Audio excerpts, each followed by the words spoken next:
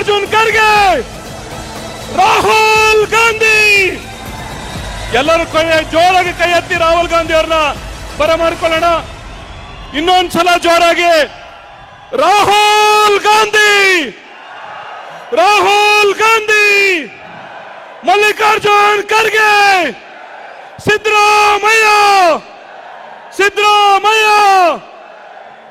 ಇನ್ನೂ ಸಲ ಜೋರಾಗಿ ನಾವು ನಮ್ಮ ನಾಯಕರುಗಳನ್ನು ಕೂಡ ಬರಮಾಡ್ಕೋಬೇಕಾಗಿ ತಮ್ಮಲ್ಲಿ ಕಳೆ ಕೇಳ್ಕೊಳ್ತಾ ಇದ್ದೀವಿ. बोलो डीके शिवकुमार की, बोलो डीके शिवकुमार की, बोलो डीके शिवकुमार की, बोलो डीके शिवकुमार की, बोलो डीके शिवकुमार की, बोलो डीके शिवकुमार की, बोलो डीके शिवकुमार की, बोलो डीके शिवकुमार की, बोलो मधु बंगारप्पनवರಿಗೆ.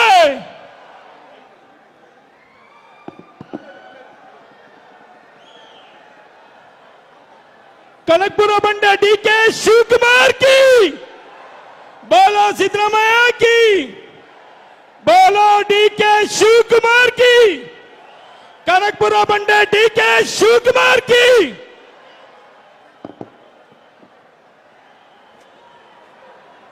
बोलो भारत माता की,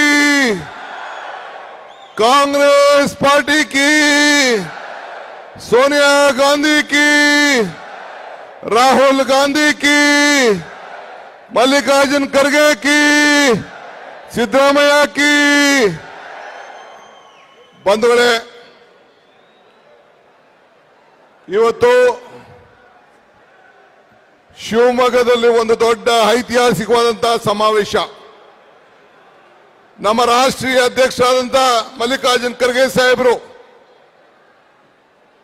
ತಮ್ಮನ್ನ ಉದ್ದೇಶಿಸಿ ಇವತ್ತು ಅವರ ಜೊತೆ ರಾಹುಲ್ ಗಾಂಧಿ ಅವರು, ಮುಖ್ಯಮಂತ್ರಿಗಳು, ನಾನು, ಎಲ್ಲ ಸುರ್ಜಿವಾಲ ಸಾಹೇಬರು ಎಲ್ಲ ಕೂಡ ಇಲ್ಲಿಗೆ ಬಂದಿದ್ದೇವೆ. ನಾನು ಕಾಂಗ್ರೆಸ್ ಪಕ್ಷದ ಪರವಾಗಿ ಮೊದಲು ನಮ್ಮ ರಾಷ್ಟ್ರೀಯ ಅಧ್ಯಕ್ಷರಾದಂಥ ನಮ್ಮ ಬಂಗಾರಪ್ಪನವರ ಸಂಪುಟದಲ್ಲಿ ಮಂತ್ರಿಯಾಗಿ ಅವರ ಆತ್ಮೀಯತೆಯನ್ನು ಬಹಳ ಉನ್ನತ ಮಟ್ಟದಲ್ಲಿ ನಾವೆಲ್ಲರ ಜೊತೆಯಲ್ಲಿ ಇದ್ದಂಥವರು. ಅವರು ಇವತ್ತು ಎಐಸಿಸಿ ಅಧ್ಯಕ್ಷರಾಗಿದ್ದಾರೆ. ನಿಮ್ಮೆಲ್ಲರ ಪರವಾಗಿ ಮಲ್ಲಿಕಾರ್ಜುನ್ ಖರ್ಗೆ ಅವರಿಗೆ ನಾನು ಹೃದಯಪೂರ್ವಕವಾದಂತಹ ಸ್ವಾಗತವನ್ನು ನಾನು ಬಯಸ್ತಾ ಇದ್ದೇನೆ. ಮಲ್ಲಿಕಾರ್ಜುನ್ ಖರ್ಗೆ ಸಾಹೇಬರಿಗೆ. ಸರ್, ಖರ್ಗೆ ಸಾಹೇಬ್ರೆ, ತಮಗೆ ನಾನು ಮಲ್ಲಿಕಾರ್ಜುನ್ ಖರ್ಗೆ ಸಾಹೇಬ್ರಿಗೆ ತಮ್ಮೆಲ್ಲರ ಪರವಾಗಿ ನಾನು ಸ್ವಾಗತವನ್ನ ಬಯಸ್ತಾ ಇದ್ದೇನೆ. ಮತ್ತು ನಮ್ಮ ರಾಷ್ಟ್ರೀಯ ನಾಯಕರಾದಂತ ರಾಹುಲ್ ಗಾಂಧಿ ಅವರು, ನಾನು ಶಿವಮೊಗ್ಗಕ್ಕೆ ಹೋಗಲೇಬೇಕು, ಶಿವಮೊಗ್ಗದಲ್ಲಿ ಭಾಷಣ ಮಾಡಲೇಬೇಕು, ಬಂಗಾರಪ್ಪನವರ ಸುಪುತ್ರಿಗೆ ನನ್ನ ಬೆಂಬಲವನ್ನು ವ್ಯಕ್ತಪಡಿಸಲೇಬೇಕು ಅಂತೇಳಿ ಕಾಂಗ್ರೆಸ್ ಅಭ್ಯರ್ಥಿ ಶಿವಮೊಗ್ಗದಲ್ಲಿ ಗೆಲ್ಲೇಬೇಕು ಅಂತೇಳಿ ಇವತ್ತು ಅವರು ಬಂದಿದ್ದಾರೆ. ಶ್ರೀ ರಾಹುಲ್ ಗಾಂಧಿ ಅವರಿಗೆ ತಮ್ಮೆಲ್ಲರ ಪರವಾಗಿ ನಾನು ಸ್ವಾಗತವನ್ನು ನಾನು ಬಯಸ್ತಾ ಇದ್ದೇನೆ. ಮತ್ತು ನಮ್ಮ ಮುಖ್ಯಮಂತ್ರಿಗಳು ಕೂಡ ಬಂದಿದ್ದಾರೆ. ಸಿದ್ದರಾಮಯ್ಯ ಸಾಹೇಬರು ಗುಲ್ಬರ್ಗ ಮುಗಿಸಿ ಈಗ ತಾನೇ ನಾವು ಗುಲ್ಬರ್ಗ ಯಾದಗಿರೆಲ್ಲ ಮುಗಿಸಿ ನಾವು ಬಂದಿದ್ದೇವೆ. ಅವರು ಕೂಡ ನಿಮ್ಮೆಲ್ಲರ ಪರವಾಗಿ ನಾನು ಸ್ವಾಗತವನ್ನ, ಸಿದ್ದರಾಮಯ್ಯ ಸಾಹೇಬರು ಕೂಡ ನಾನು ಸ್ವಾಗತವನ್ನು ನಾನು ಬಯಸ್ತಾ ಇದ್ದೇನೆ. ಇದಲ್ಲದೆ ಸುರ್ಜಿವಾಲ ಸಾಹೇಬರು ನಮ್ಮ ಎಐಸಿಸಿಯ ಪ್ರಧಾನ ಕಾರ್ಯದರ್ಶಿಗಳು ಅವರು ಕೂಡ ಬಂದಿದ್ದಾರೆ. ಅವರು ಕೂಡ ಈ ಸಂದರ್ಭದಲ್ಲಿ ನಾನು ಸ್ವಾಗತವನ್ನು ಬಯಸ್ತಾ ಇದ್ದೇನೆ. ಇದಲ್ಲದೆ ನಮ್ಮ ಎಲ್ಲ ಮಂತ್ರಿಗಳು, ನಮ್ಮ ಕಾರ್ಯಾಧ್ಯಕ್ಷಗಳು, ನಮ್ಮ ಶಾಸಕ ಮಿತ್ರರು ವೇದಿಕೆಯಲ್ಲಿದ್ದಾರೆ. ಅವರು ಕೂಡ ನಾನು ಈ ಸಂದರ್ಭದಲ್ಲಿ ಎಲ್ಲರೂ ಕೂಡ ನಾನು ಸ್ವಾಗತವನ್ನು ಬಯಸಿ 1-2-3 ನಿಮಿಷ ನಾನು ಮಾತಾಡಲಿಕ್ಕೆ ಪ್ರಯತ್ನ ಮಾಡ್ತಾ ಇದ್ದೇನೆ. ಹೆಚ್ಚಿಗೆ ನಮ್ಮ ಸಮಯವನ್ನ ರಾಹುಲ್ ಗಾಂಧಿ ಅವರಿಗೆ, ಮುಖ್ಯಮಂತ್ರಿಗಳಿಗೆ ಮತ್ತು ನಮ್ಮ ಎಐಸಿಸಿ ಅಧ್ಯಕ್ಷರಂತ ಖರ್ಗೆ ಸಾಹೇಬರಿಗೆ ಅವಕಾಶವನ್ನು ಮಾಡಿಕೊಟ್ಟು ನಾನು ಹೇಳೋದಿಷ್ಟೇ, ಇವತ್ತು ನಮ್ಮ ಅಭ್ಯರ್ಥಿ ಹಿಂದೆ ಬಹುಶಃ ಮೊದಲಿಂದಲೂ ಕೂಡ ಈ ಒಂದು ನಾಡು, ಕುವೆಂಪುರವರ ನಾಡು, ಬಂಗಾರಪ್ಪನವರಿಗೆ ಆಶೀರ್ವಾದ ಮಾಡಿದಂತ ನಾಡಿದು ಕಾಂಗ್ರೆಸ್ ಪಕ್ಷದಿಂದ ಎಲ್ಲ ಕೂಡ ಇವತ್ತು ಎಲ್ಲ ವರ್ಗದ ಜನರಿಗೆ ಶಾಂತಿಯ ತೋಟ ಅಂತ ಹೇಳಿ ಕುವೆಂಪುರವರು ಏನ್ ನಾಡಿದ್ದಾರೆ, ಅದಕ್ಕೆ ಒಂದು ಪವಿತ್ರವಾದಂತಹ ಭೂಮಿ. ಯುವಕರಿಗೆ ಇದೇ ಭೂಮಿಯಿಂದ ಮುಖ್ಯಮಂತ್ರಿಗಳ ಯುವ ನ್ಯಾಯವನ್ನು ಕೊಟ್ಟಂತಹ ಭೂಮಿ. 5 ಗ್ಯಾರಂಟಿಗಳನ್ನ ಇವತ್ತು ಕೊಟ್ಟು ನಿಮ್ಮೆಲ್ಲರೂ ಕೂಡ ಶಕ್ತಿಯನ್ನ ತುಂಬಿದೀವೋ ಇಲ್ವೋ, ಶಕ್ತಿ ಕೊಟ್ಟಿದ್ದೇವೋ ಇಲ್ಲೋ, 5 ಗ್ಯಾರಂಟಿ ತುಂಬಿದೆಯೋ ಇಲ್ಲೋ, ಎಲ್ಲರೂ ಕೂಡ ತಪ್ಪಿದೆ. ಇಷ್ಟಕ್ಕೆ ತಾವು ಹೇಳಕ್ಕೆ ನಾನು ಬಯಸ್ತಾ ಇದ್ದೀನಿ. ಹಿಂದೆ ನಾನು ಇವತ್ತು ಬೇರೆ ಪಕ್ಷದ ವಿಚಾರ ಇನ್ನೊಂದು ಇಲ್ಲಿ ಮುಖ್ಯ ಅಲ್ಲ. ನಾವು ಏನು ಮಾತು ಕೊಟ್ಟಿದ್ದೋ ಆ ಮಾತನ್ನು ಉಳಿಸಿದ್ದೇವೆ.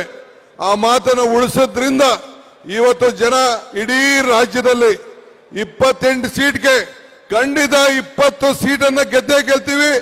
ನಮ್ಮ ಎಲ್ಲ ವರದಿ ಪ್ರಕಾರ ಈ ಶಿವಮೊಗ್ಗ ಸೀಟು ಈ ಬಾರಿ ಕಾಂಗ್ರೆಸ್ ಸೀಟ್ ಆಗೇ ಆಗ್ತದೆ ಅನ್ನೋ ಆತ್ಮವಿಶ್ವಾಸ ಇವತ್ತು ಇದೆ.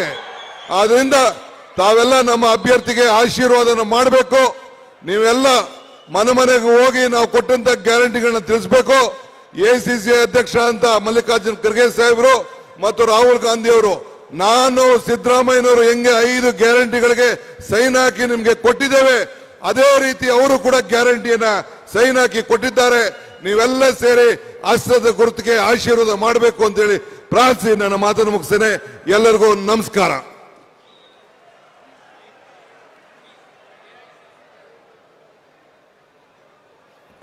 ಎಲ್ಲರಿಗೂ ನಮಸ್ಕಾರ. ಒಂದ್ಸತಿ ಒಂದು ಘೋಷಣೆ ಹೋಗ್ಲಿ, ಇಡೀ ದೇಶಕ್ಕೆ ಕಾಣಲಿ. ಯಾಕೆಂದ್ರೆ ಕಾಂಗ್ರೆಸ್ ಪಕ್ಷದ ಎಲ್ಲ ವರಿಷ್ಠರು ಇವತ್ತು ಪುಣ್ಯ ಭೂಮಿ ಶಿವಮೊಗ್ಗಕ್ಕೆ ಬಂದಿದ್ದಾರೆ.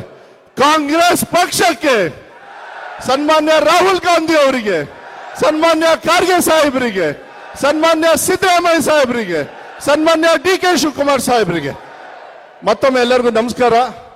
ವೇದಿಕೆಗೆ ನಮ್ಮ ರಾಷ್ಟ್ರೀಯ ಅಧ್ಯಕ್ಷರು, ನನ್ನ ತಂದೆ ಬಂಗಾರಪ್ಪಾಜಿಯವರ ಅನುಯಾಯಿಗಳು, ನನ್ನ ಹಿರಿಯರು, ನಮ್ಮ ಪಕ್ಷದ ಉನ್ನತ ಅಧ್ಯಕ್ಷರಾಗಿರ್ತಕ್ಕಂಥ ಶ್ರೀಯುತ ಮಲ್ಲಿಕಾರ್ಜುನ್ ಖರ್ಗೆ ಸಾಹೇಬರಿಗೆ ನಾನು ವೇದಿಕೆಯನ್ನ ಮಾತಾಡಲಿಕ್ಕೆ ನಾನು ಅವಕಾಶವನ್ನು ಮಾಡಿಕೊಡ್ತೀನಿ.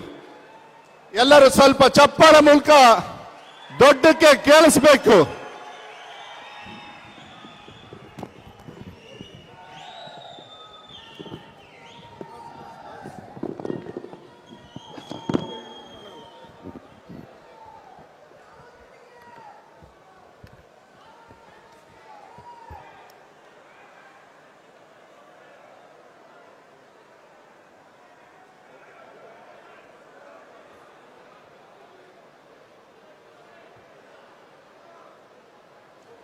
ನಮ್ಮ ನೆಚ್ಚಿನ ನಾಯಕರು ಹಾಗೂ ಕನ್ಯಾಕುಮಾರಿಯಿಂದ ಕಾಶ್ಮೀರವರೆಗೆ ಹಾಗೂ ಮಣಿಪುರಿಂದ ಮುಂಬೈವರೆಗೆ ಭಾರತ್ ಜೋಡೋ ಯಾತ್ರಾ ಪ್ರಾರಂಭ ಮಾಡಿ ದೇಶಕ್ಕೆ ಒಕ್ಕಟ್ಟಿಡ್ತಕ್ಕಂಥ ಸರ್ವ ಪ್ರಯತ್ನವನ್ನು ಮಾಡಿದಂಥ ನಮ್ಮ ಯುವ ನಾಯಕರಾದ ಶ್ರೀ ರಾಹುಲ್ ಗಾಂಧೀಜಿಯವರೇ, ವೇದಿಕೆ ಮೇಲೆ ಕುಳಿತಂಥ ಮುಖ್ಯಮಂತ್ರಿಗಳಾದ ಶ್ರೀ ಸಿದ್ದರಾಮಯ್ಯಜಿಯವರೇ, ರಣದೀಪ್ ಸುರ್ಜೇವಾಲಾಜಿಯವರೇ, ಡಿ.ಕೆ. ಶಿವಕುಮಾರ್ಜಿಯವರೇ, ಮಧು ಬಂಗಾರಪ್ಪನವರೇ, ಶಿವರಾಜ್ ಕುಮಾರ್ ಅವರೇ ಹಾಗೂ ಗೋಪಾಲ್ ಕೃಷ್ಣ ಬೇಲೂರವರೇ ಹಾಗೂ ಸಂಗಮೇಶ್ವರರೇ, ಟಿ.ಬಿ. ಜಯಚಂದ್ರ ಅವರೇ ಹಾಗೂ ಷಡಾಕ್ಷರಿ ಅವರೇ, ಕ್ಷಮಿಸಬೇಕು, ವೇದಿಕೆ ಮೇಲೆ ಕುಳಿತಂಥ ಅನೇಕ ಗಣ್ಯರಿದ್ದಾರೆ. ಎಲ್ಲರ ಹೆಸರನ್ನು ತೆಗೆದುಕೊಳ್ಳಕ್ಕಾಗೋದಿಲ್ಲ.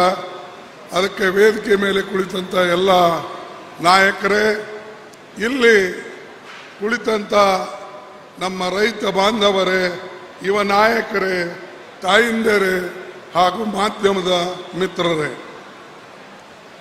ಇವತ್ತು ವಿಶೇಷವಾಗಿ ನಾವೆಲ್ಲರೂ ಕೂಡ ಇಲ್ಲಿ ಚುನಾವಣಾ ಪ್ರಚಾರಕ್ಕಾಗಿ ಬಂದಿದ್ದೇವೆ. ಚುನಾವಣಾ ಪ್ರಚಾರದಲ್ಲಿ ನಾವು ಕೆಲವು ನ್ಯಾಯಗಳನ್ನು ನಿಮ್ಮ ಮುಂದೆ ಇಡಬೇಕು ಮತ್ತು ಕೆಲವು ಕೊಡುಗೆಗಳನ್ನು ನಮ್ಮ ದೇಶದ ಜನರಿಗೆ ನಾವು ಕೊಡಬೇಕು ಅಂತ ಹೇಳಿ ಇಲ್ಲಿ ನಿಮ್ಮೆಲ್ಲರಿಗೆ ಹೇಳಬೇಕು ಅನ್ನತಕ್ಕಂಥ ದೃಷ್ಟಿಯಿಂದ ಬಂದಿದ್ದೇವೆ. ಈಗಾಗಲೇ ಕರ್ನಾಟಕ ರಾಜ್ಯದ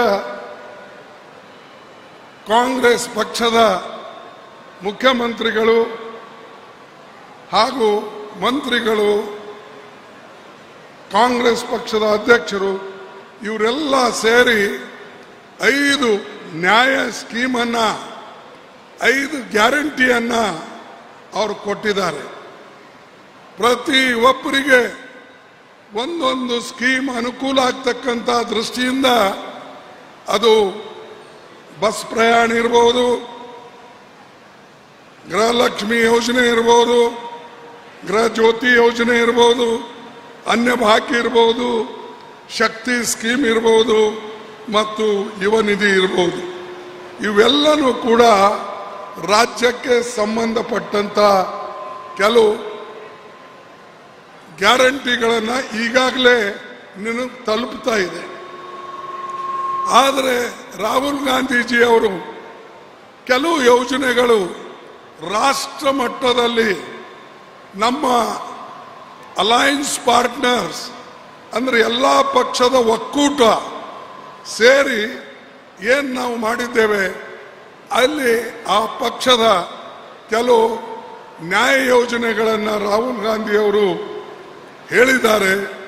ಅದನ್ನು ನಾವು ಅಧಿಕಾರಕ್ಕೆ ಬಂದರೆ ಆ ಯೋಜನೆಗಳು ಖಂಡಿತವಾಗಿ ನಾವು ಜಾರಿಗೆ ತರ್ತೇವೆ. ಯಾವ ರೀತಿಯಾಗಿ ಕರ್ನಾಟಕ ಸರ್ಕಾರ ತಂದಿದೆ.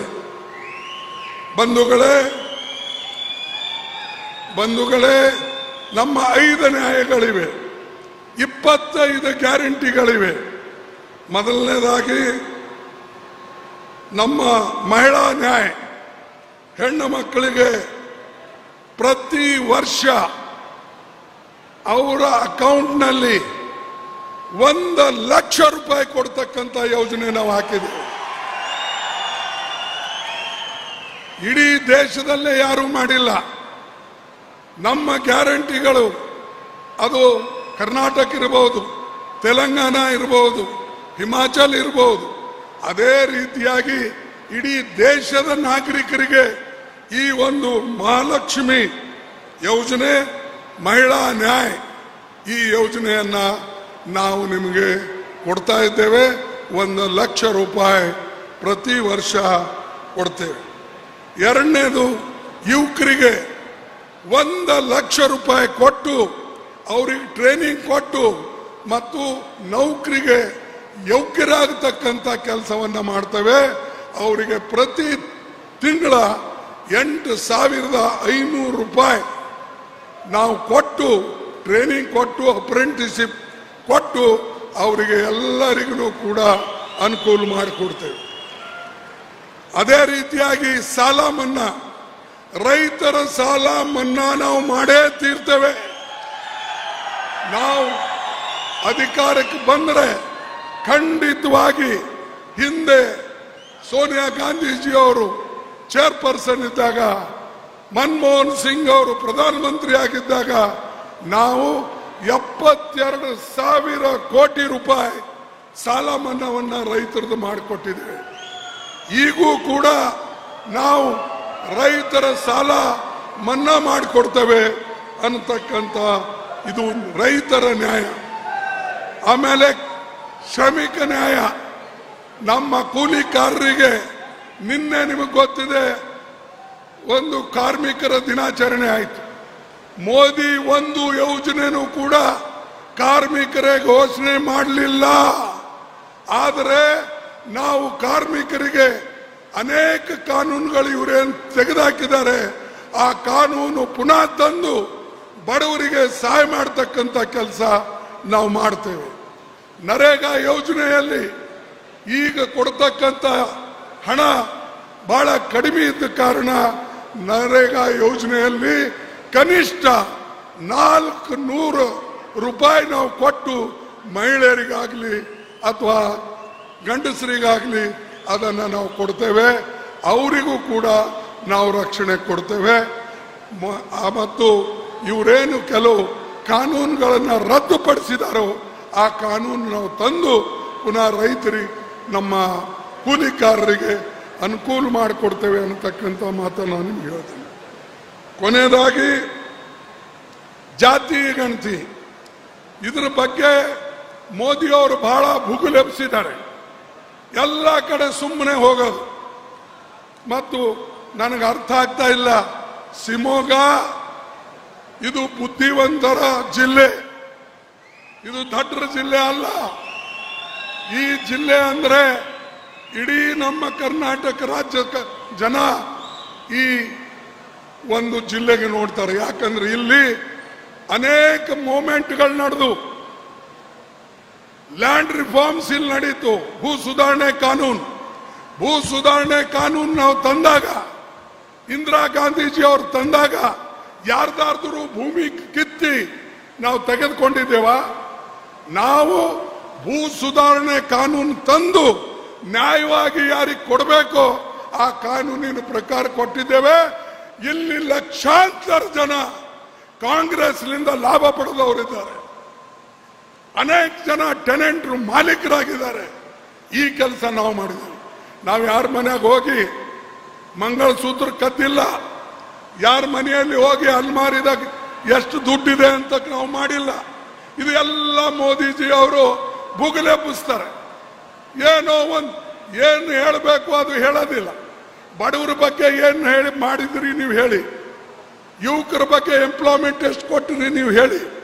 ಅದನ್ನ ಬಿಟ್ಟು ನಿಮ್ಮ ಭೂಮಿ ಕಸ್ಕೊಳ್ತಾರೆ, ನಿಮ್ಮ ಮಂಗಳಸೂತ್ರ ತಗೊಳ್ತಾರೆ, ನಿಮ್ಮ ಬಂಗಾರ ತಗೊಳ್ತಾರೆ, ನಿಮ್ಮ ಬೆಳ್ಳಿ ತಗೊಳ್ತಾರೆ. ಅರೆ, ಇದು ಏನಾದ್ರೂ ಒಬ್ಬ ಮುಖ್ಯಮಂತ್ರಿ ಹೇಳ್ತಕ್ಕಂಥದ ಸಾಧ್ಯ?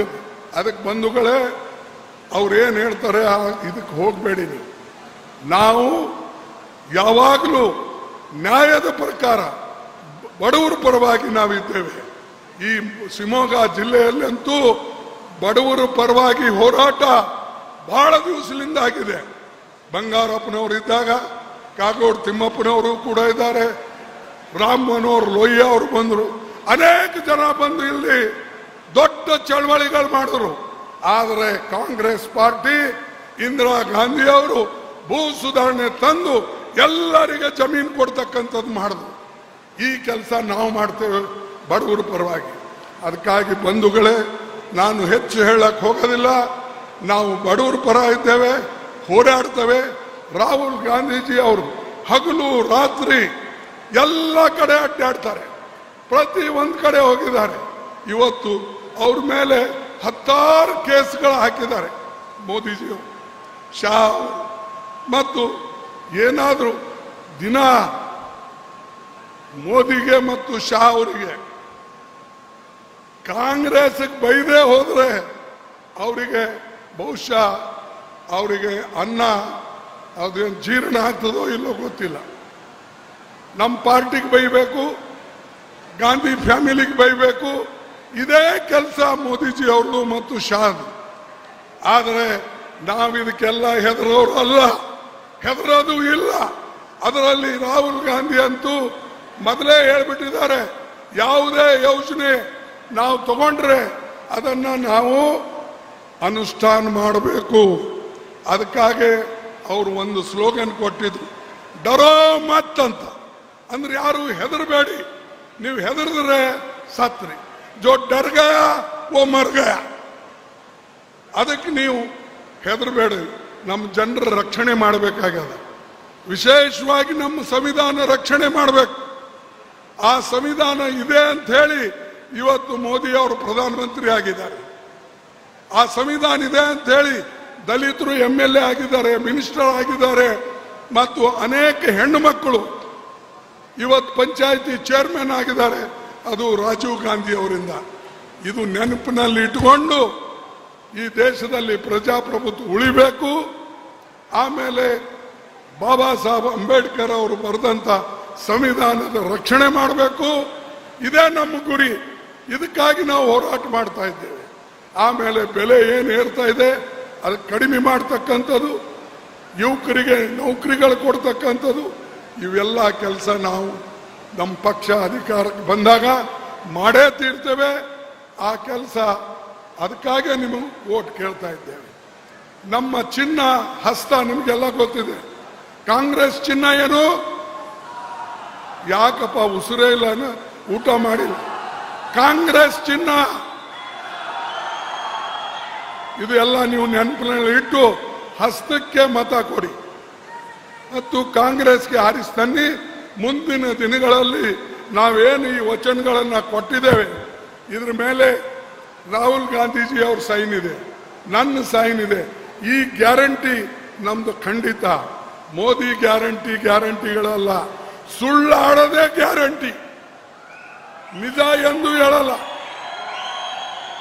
ನಿಜ ಎಂದು ಹೇಳೋದಿಲ್ಲ, ಸುಳ್ಳಿನ ಗ್ಯಾರಂಟಿ ಮಾತ್ರ ಅವ್ರ ಬಲ್ಲಿ. ನಿಜ ಜನರಿಗೆ ಸಹಾಯ ಮಾಡೋದು ನಮ್ಮದು. ಅದಕ್ಕಾಗಿ ಇಷ್ಟು ಮಾತ್ರ ಈ ಸಂದರ್ಭದಲ್ಲಿ ಹೇಳಿ ಒಂದೆರಡು ನಾನು ಸ್ಲೋಗನ್ ಹೇಳ್ತೇನೆ, ದಯವಿಟ್ಟು ತಾವು ಹೇಳಬೇಕು.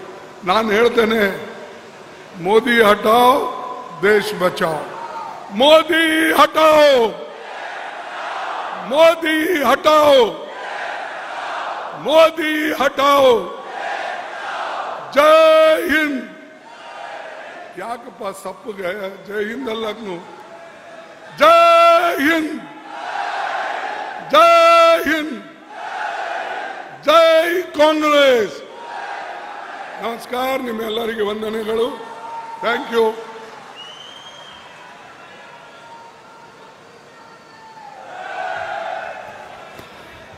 ಧನ್ಯವಾದಗಳು ಖರ್ಗೆ ಸಾಹೇಬರಿಗೆ. ಇವಾಗ ನಿಮ್ಮೆಲ್ಲರ ಆಶೀರ್ವಾದವನ್ನು ಬೇಡಲಿಕ್ಕೆ ನಿಮ್ಮೆಲ್ಲರ ಪ್ರೀತಿಯ ಶಿವಣ್ಣವರು ಒಂದೆರಡು ಮಾತಾಡಬೇಕು. ನೀವು ಕೈ ಎತ್ತಿ ಅವರಿಗೆ ಆಶೀರ್ವಾದವನ್ನು ಮಾಡಬೇಕು ಅಂತ ಹೇಳಿ ತಮ್ಮಲ್ಲಿ ಕೇಳ್ಕೊಳ್ಳಿಕ್ಕೆ ಇಷ್ಟಪಡ್ತೀನಿ. ಶಿವಣ್ಣವರು ಆಶೀರ್ವಾದವನ್ನು ಪಡೀಲಿಕ್ಕೆ ಬರಬೇಕು ಅಂತೇಳಿ ವೇದಿಕೆಗೆ ಕೂಗ್ತೀನಿ.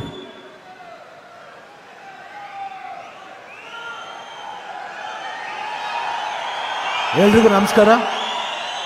ನನಗೆ ಇವತ್ತು ಭಾಳ ಖುಷಿ ಆಗ್ತಿದೆ, ಯಾಕಂದರೆ ಇಂಥ ಮಹಾನ್ ವ್ಯಕ್ತಿಯ ಜೊತೆ ನಾನು ದುನಿಯಾ ವಿಜಯ್ ಅವರು ಸ್ಟೇಜ್ ಮಾಡ್ತಿರೋದು ನಮ್ಗೆ ಭಾಳ ಖುಷಿಯಾದ ವಿಷಯ. ಇದು ಎರಡನೇ ಬಾರಿ ರಾಹುಲ್ ಗಾಂಧಿಯವರು, ಸಿದ್ದರಾಮಯ್ಯವರು, ಮಲ್ಲಿಕಾರ್ಜುನ್ ಖರ್ಗೆ ಅವರು, DK ಶಿವಕುಮಾರ್, ಸುರ್ಜೇವಾಲಾ ಅವರು, ಗೋಪಾಲಕೃಷ್ಣ ಅವರು, ಆಮೇಲೆ ನಮ್ಮ ಸಂಗಮೇಶ್ವರ್ ಅವರು ಹಾಗೂ ಸಾಕಷ್ಟು ಜನ ಇಲ್ಲಿ ಬಂದಿದ್ದಾರೆ.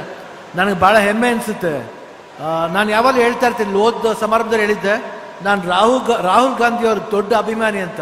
ನಾನು ಅವ್ರ ಅಭಿಮಾನಿ ಯಾಕಂದರೆ ಅವ್ರ ಫಿಟ್ನೆಸ್ನ ಅಭಿಮಾನಿ, ಅವ್ರ ಮನುಷ್ಯತ್ವಕ್ಕೆ ಅಭಿಮಾನಿ. ಯಾಕಂದರೆ ಯಾವ ಮನುಷ್ಯ ಫಿಟ್ಟಾಗಿರ್ತಾನೋ ಅವನು ಖಂಡಿತ ದೇಶನೂ ಫಿಟ್ಟಾಗಿ ಇಟ್ಕೊಂಡಿರ್ತಾನೆ ಹಾಗೂ ಸ್ಟ್ರಿಕ್ಟಾಗಿ ಇಟ್ಕೊಂಡಿರ್ತಾನೆ. ಇಷ್ಟು ಹೇಳ್ತಾ ದಯವಿಟ್ಟು ತಮ್ಗಳ ಆಶೀರ್ವಾದ ಕಾಂಗ್ರೆಸ್ ಅಭ್ಯರ್ಥಿ ಮೇಲೆ ಇರಲಿ ಅಂತ ಕೇಳ್ಕೊಂಡು ನನ್ನ ಮಾತನ್ನ ಮುಗಿಸ್ತೀನಿ. ಜೈ ಹಿಂದ್, ಜೈ ಕರ್ನಾಟಕ ಮಾತು. ಮತ್ತೊಮ್ಮೆ ಒಂದ್ಸತಿ ಕೈ ಎತ್ತಿ ಶಿವಣ್ಣವರಿಗೆ ಆಶೀರ್ವಾದ ಮಾಡ್ತೀವಿ ಅಂತ ಎಲ್ಲರೂ ಕೈ ಎತ್ತಿ. ತುಂಬಾ ಧನ್ಯವಾದಗಳು. ಇವಾಗ ನಾವೆಲ್ಲ ಕಾಯ್ತಾ ಇರತಕ್ಕಂಥ ಒಂದು ಈ ಪುಣ್ಯ ಭೂಮಿಯಲ್ಲಿ ಶಿವಮೊಗ್ಗದಿಂದ ಇಡೀ ದೇಶಕ್ಕೆ, ಬರೀ ಇಲ್ಲಿಗಲ್ಲ ಇಡೀ ದೇಶಕ್ಕೆ ಸಂದೇಶವನ್ನು ಕೊಡ್ತಕ್ಕಂಥ ನಮ್ಮೆಲ್ಲರ ಪ್ರೀತಿಯ ಅಣ್ಣನ ಸಮಾನರಾಗಿರ್ತಕ್ಕಂಥ ಈ ದೇಶವನ್ನ ಕನ್ಯಾಕುಮಾರಿಯಿಂದ ಕಾಶ್ಮೀರವರೆಗೂ ಒಂದುಗೂಡಿಸ್ತಕ್ಕಂಥ ಪಾದಯಾತ್ರೆ ಮಾಡಿರ್ತಕ್ಕಂಥ ಮಹಾನ್ ವ್ಯಕ್ತಿ ರಾಹುಲ್ ಗಾಂಧಿ ಅವರಿಗೆ ಮಾತಾಡಲಿಕ್ಕೆ ನಾನು ಅವಕಾಶವನ್ನು ಮಾಡಿಕೊಡ್ತೀನಿ.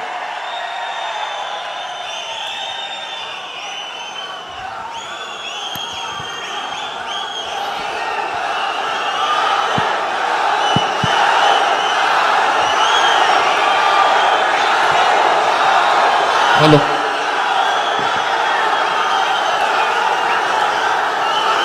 मल्लिकार्जुन खड़गे जी, सिद्धरमैया जी, रणदीप सुरजेवाला जी, DK शिवकुमार जी, मधु बंगारप्पा जी, शिव राजकुमार जी, गोपाला कृष्णन जी, संगमेश्वरा जी, जयचंद्रा जी, सदाक्षरी जी, हमारे स्टेज पे वरिष्ठ नेता, पार्टी के हमारे कार्यकर्ता, बब्बर शेर,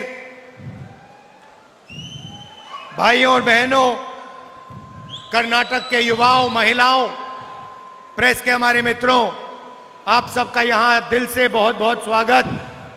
बहुत गर्मी है, आप दूर दूर से आए, मेरी बात सुनने आए, दिल से आपका धन्यवाद करता हूं।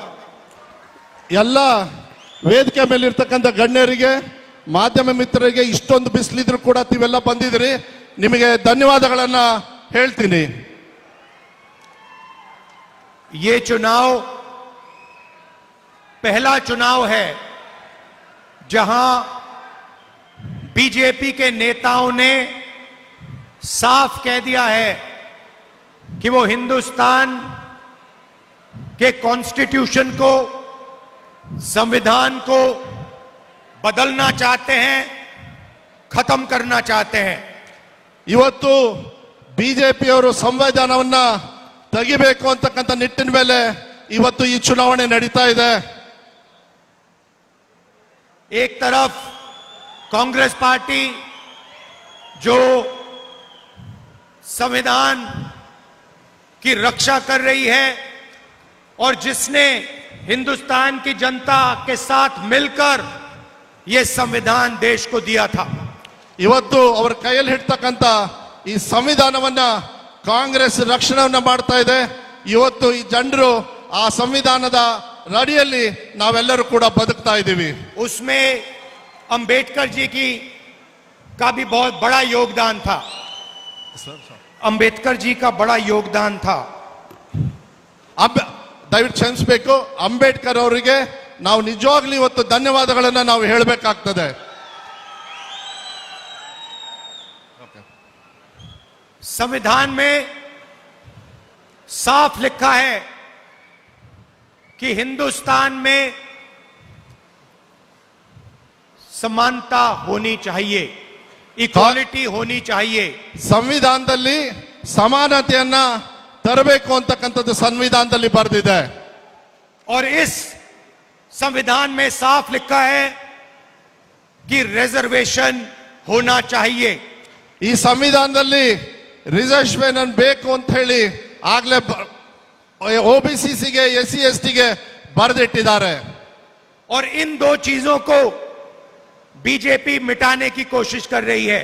वो नहीं चाहते कि रिजर्वेशन हो और वो संविधान को जड़ से उठाकर फेंकना चाहते हैं, खत्म करना चाहते हैं। ಈ ಎರಡು ವಿಚಾರಗಳನ್ನ ಬಿಜೆಪಿಯವರು ತೆಗೆದು ಹಾಕಬೇಕು, ಕಿತ್ತು ಹಾಕಬೇಕು ಅಂತ ಇದ್ದಾರೆ. ಅದನ್ನ ರಕ್ಷಣೆ ಮಾಡ್ತಕ್ಕಂಥ ಕೆಲಸ ನಮ್ದಿದೆ. कुछ दिन पहले उनके नेशनल प्रेसिडेंट ने इंटरव्यू में कहा, जो भी समानता चाहता है वो नक्सलवादी है। ಏನು ಇವತ್ತು ಬಿಜೆಪಿಯ ಒಂದು ದೊಡ್ಡ ನಾಯಕರು ಹೇಳ್ತಾರೆ, ಎಲ್ಲಿ ಸಮಾನತೆ ಬೇಕು ಅವರೆಲ್ಲ ನಕ್ಸಲರು ಅಂತ ಹೇಳಿ ಹೇಳ್ತಾ ಇದ್ದಾರೆ. पूरी दुनिया के सामने बीजेपी के प्रेसिडेंट ने इस किताब पर एक बार फिर आक्रमण किया। ಬಿಜೆಪಿ ಪ್ರೆಸಿಡೆಂಟ್ ಅವರು ಈ ಸಂವಿಧಾನವನ್ನ ಡಿಸಾನರ್ ಮಾಡಿದ್ದಾರೆ, ಇದನ್ನ ಬೇಡ ಅಂತ ಹೇಳಿದ್ದಾರೆ. और फिर उनके प्रधानमंत्री कहते हैं कि हम संविधान की रक्षा करना चाहते हैं।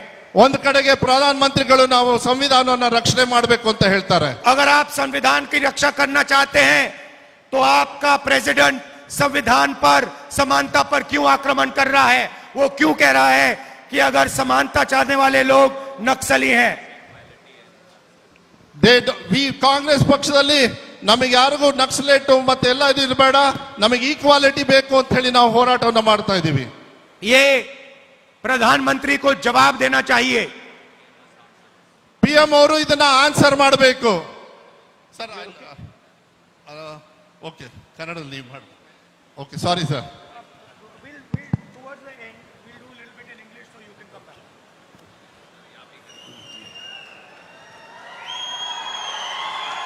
तो बीजेपी के प्रेसिडेंट ने फिर से इस कॉन्स्टिट्यूशन पर आक्रमण किया। ಬಿಜೆಪಿನವರು ಮತ್ತೆ ಒಂದ್ಸತಿ ನಮ್ಮ ಸಂವಿಧಾನವನ್ನು ಮತ್ತೆ ತಿರ್ಚಲಿಕ್ಕೆ ನೋಡ್ತಿದ್ದಾರೆ.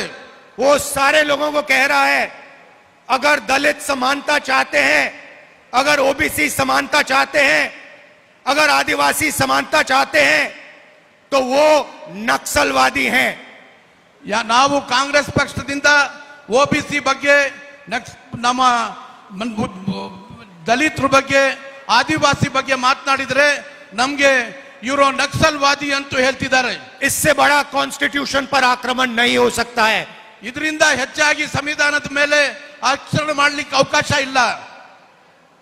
बीजेपी के प्रेसिडेंट को एकदम इस्तीफा देना चाहिए और प्रधानमंत्री को देश के दलितों से, पिछड़ों से, आदिवासियों से माफी मांगनी चाहिए कि उनके प्रेसिडेंट ने कॉन्स्टिट्यूशन पर आक्रमण किया.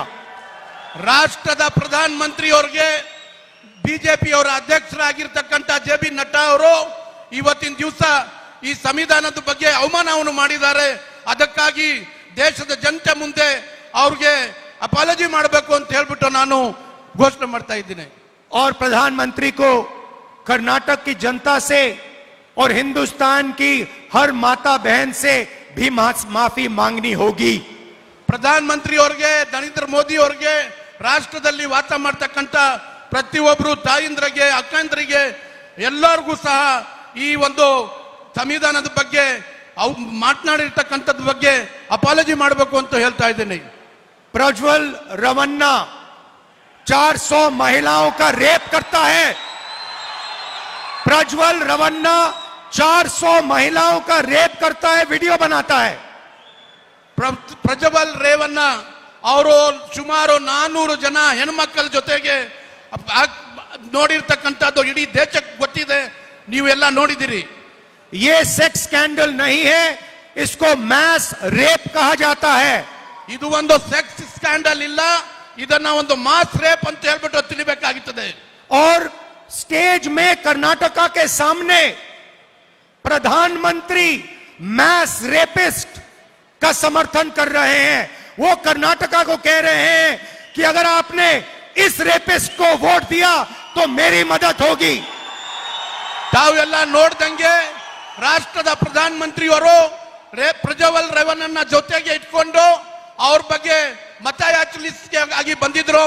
ಅವರು ಪ್ರಜ್ವಲ್ ರೇವಣ್ಣಗೆ ತಾವು ತಮ್ಮ ಮತವನ್ನು ಕೊಟ್ರೆ ನನ್ಗೆ ವೋಟ್ ಮಾಡ್ದಂಗೆ ಆಗ್ತದೆ ಅಂತ ಹೇಳ್ಬಿಟ್ಟು ಘೋಷಣೆಯನ್ನು ಮಾಡಿದ್ರು. और कर्नाटका की हर महिला को मालूम होना चाहिए कि जब प्रधानमंत्री आपसे वोट मांग रहे थे तो उनको मालूम था प्रज्वल रवन्ना ने क्या किया था. ಯಾವಾಗ ನರೇಂದ್ರ ಮೋದಿ ಅವರು ಬಂದು ಪ್ರಜ್ವಲ್ ರೇವಣ್ಣದು ಪ್ರಕಾರ ಮತಯಾಚಿಸ್ಲಿಕ್ಕೆ ಬಂದಿದ್ರು, ಇಡೀ ಸಮಾಜಕ್ಕೆ ಗೊತ್ತಾಗಬೇಕು, ಪ್ರತ್ಯೇಕವಾಗಿ ಮಹಿಳೆಯರಿಗೆ ಗೊತ್ತಾಗಬೇಕು. ಆವಾಗ ಪ್ರಧಾನ ಮಂತ್ರಿಗೆ ಅವ್ರು ಮಾಡಿರ್ತಕ್ಕಂಥ ಕೃತ್ಯ ಗೊತ್ತಿತ್ತು. बीजेपी को हर नेता को मालूम था कि प्रज्वल रवन्ना मैस रेपिस्ट है, तब भी उन्होंने उसका समर्थन दिया और अलायंस किया.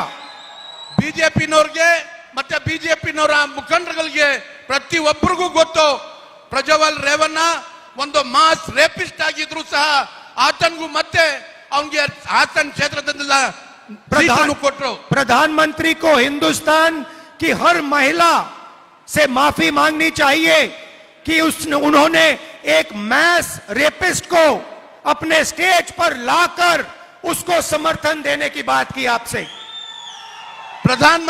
ಪ್ರಧಾನಮಂತ್ರಿ ನರೇಂದ್ರ ಮೋದಿ ಅವರಿಗೆ ಇಡೀ ದೇಶಕ್ಕೆ ಇವತ್ತಿನ ದಿವಸ ಅಪಾಲಜಿ ಮಾಡಬೇಕಾಗ್ತದೆ. ಕಾರಣ ಅವ್ರನ್ನ ಪ್ರಜ್ವಲ್ ರೇವಣ್ಣ ಅವ್ರನ್ನ ಜೊತೆಯಲ್ಲಿ ಇಟ್ಕೊಂಡು ಅವ್ರ ಜೊತೆಯಲ್ಲಿ ಒಂದು ವೇದಿಕೆಯಿಂದ ಅವರು ಪ್ರಚಾರವನ್ನು ಮಾಡಿದ್ದಾರೆ.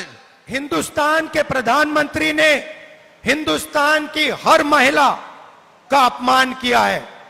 ರಾಷ್ಟ್ರದ ಪ್ರಧಾನ ಮಂತ್ರಿಗಳು ಕೇವಲ ಇದು ಹಾಸನ್ ಮಾತ್ರ ಅಲ್ಲ, ಕೇವಲ ಇದು ಕರ್ನಾಟಕ ಮಾತ್ರ ಇಲ್ಲ, ಇಡೀ ರಾಷ್ಟ್ರದಲ್ಲಿ ಇರ್ತಕ್ಕಂಥ ಮಹಿಳೆಯರಾಗ ಮಾಡಿದ್ದಾರೆ.